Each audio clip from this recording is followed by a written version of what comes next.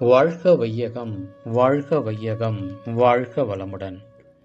அருள் தந்தை வேதாத்ரி மகரிஷி அவர்களின் நாள் ஒரு நற்சிந்தனை.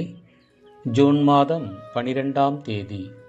தலைப்பு: உலகை வாழ்த்துவோம். சாதாரணமாக மற்றவர்களை வாழ்த்தும் போதும் நன்றி உணர்வுதான்.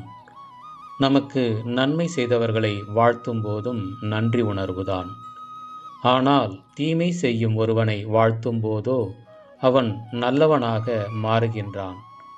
கெடுதல் செய்பவன் ஒருவன் இந்த உலகத்தில் வளர வளர அவனிடமிருந்து வரக்கூடிய அலைகளினால் அவன் குடும்பம் மற்றும் அவனைச் சேர்ந்தவர்கள் அவ்வளவு பேரும் பாதிக்கப்படுகின்றார்கள். அவனை நல்லவனாக மாற்றிவிட்டால் அவனை சூழ்ந்த அத்தனை பேருக்கும் அது நல்ல பலன்தானே கொடுக்கும். உங்கள் வாழ்த்தின் பலன் எந்த அளவு விரிந்து கொண்டே போகிறது பாருங்கள். உலக சமாதானம் வரவேண்டும் என்று சொன்னால் இந்த உலகம் முழுவதும் ஒன்று சேர்ந்து பலனை உணர்ந்து ஒருவருக்கு ஒருவர் வாழ்த்திக்கொண்டே இருக்க வேண்டும்.